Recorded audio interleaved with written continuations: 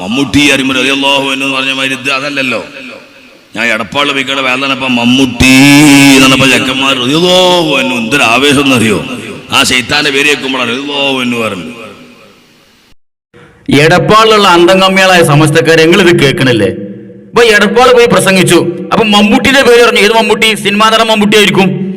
മമ്മൂട്ടി എന്ന് പറഞ്ഞപ്പോ അതാണ് ശൈത്താന് പറഞ്ഞത്. മമ്മൂട്ടി എന്ന് പറഞ്ഞപ്പോ കൗമ് ചെക്കന്മാരൊക്കെ പാടും റളിയല്ലാഹു അൻഹു എന്ന് പറഞ്ഞു. എടോ, അത്രയുള്ള അന്തമുള്ള നിങ്ങളെ കൗമിനെ ചോദിക്കണേ. ഈ കൗമിനെയാണ് നിങ്ങൾ 1 നൂറ്റാണ്ട് കാലം കൊണ്ട് വളർത്തിയെടുത്തത്. ഇനി മമ്മൂട്ടി എന്ന് പറഞ്ഞപ്പോ റളിയല്ലാഹു അൻഹു പറഞ്ഞു പോട്ടെ.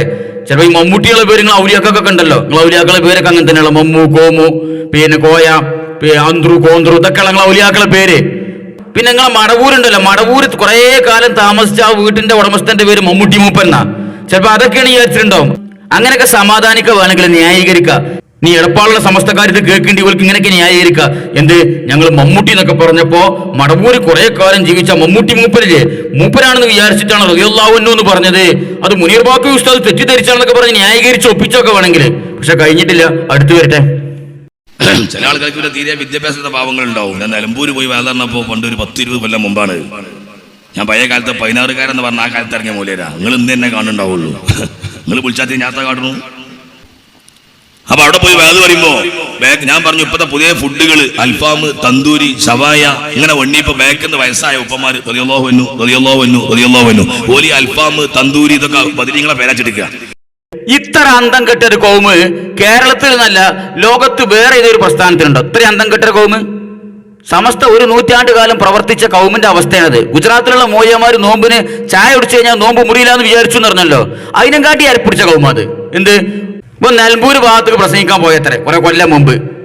അപ്പൊ അവിടുന്ന് ഇങ്ങനെ ഓരോ ഭക്ഷണത്തിന്റെ കാര്യം ഇങ്ങനെ പറഞ്ഞപ്പോ അതുള്ള കാര്യമായിട്ട് ചിന്ത അതിനുമാണ്ടിയാണ് ഈ വായിട്ട് അലക്കണത്.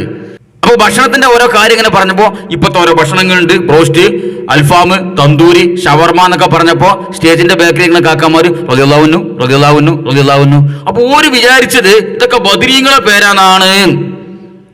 എവിടെ 1 നൂറ്റാണ്ട് കാലം നിങ്ങൾ ഖുർആനും ഹദീസും ഒന്നല്ല ഈ കൗമിന് പഠിപ്പിച്ചു കൊടുത്തത്. ബദരീങ്ങളെ പേരൊക്കെയാണ് അസ്മാഉൽ ബദർ. അത് കാണാതെ അറിയാത്തൊരു കൗമുകളെ കൂടുതൽ ഉണ്ടായിരുന്നോ? അതാണ് ചൊല്ലിക്കഴിഞ്ഞാല് നിങ്ങൾ എല്ലാ തട്ടുമുട്ടും കേടും ദോഷങ്ങളും ഒക്കെ ക്ലിയർ ആകും. എല്ലാ ഉദ്ദിഷ്ട കാര്യങ്ങളും ഫലം കാണും. എല്ലാ ബലാല് മുസീബത്തും നീങ്ങിപ്പോകും.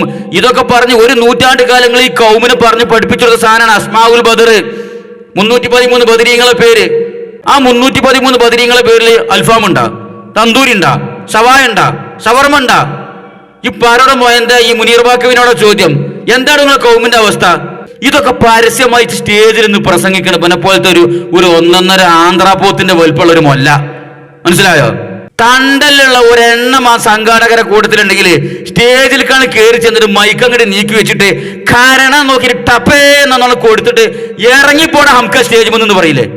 അത്ര അന്തം കെട്ട കൗമായതുകൊണ്ടല്ലേ ഇതൊക്കെ കേട്ട് സഹിച്ചു നിൽക്കുന്നത്. അൽഫാം, തന്തൂരി, ഷവായ, ഷവർമ എന്ന് പറഞ്ഞപ്പോൾ റളിയല്ലാഹു അൻഹു റളിയല്ലാഹു അൻഹു റളിയല്ലാഹു അൻഹു റളിയല്ലാഹു അൻഹു. ഏതായാലും KFC എന്ന് പറഞ്ഞപ്പോ ഖദ്ദസല്ലാഹു സിറഹുൽ അസീസ് എന്ന് പറയാത്ത ഭാഗ്യം. ഇതിപ്പോ സാധാരണക്കാരുടെ അവസ്ഥയാണ്. കാരണം ഒരു നാട്ടിൽ വയലുകളിൽ ഈ നാട്ടിലുള്ള കൂതറ കമ്പനികളേക്കാരും കോച്ചറായി ടീം ഉണ്ടല്ലോ, ഇങ്ങനെ തേരാപ്പാര നടക്കണ ഓൾക്ക് ദീനിനോട് വലിയ സ്നേഹം ഉണ്ടായിട്ടൊന്നുമില്ല. ഓലിങ്ങനെ ഒരു ആഘോഷ മൂഡിൽ ഇങ്ങനെ വെക്കണാണ് ഈ വയല്. ഇവനെ പോലത്തെ ആൾക്കാരൊക്കെ കൊടുങ്ങൾ വയലറിക്കണമെന്നുണ്ടെങ്കിൽ അങ്ങനത്തെ ഒരു അന്തം കെട്ട ടീമായിരിക്കും ഒരു നാട്ടില്. അങ്ങനെ കുതിരളിച്ച് നടക്കുന്ന ടീമായിരിക്കും ഈ ചെറുപ്പക്കാർ ചെക്കന്മാരുണ്ടല്ലോ. ഓലാണ് വയലിന്റെ ഒക്കെ കാര്യമായ സംഘാടകര്.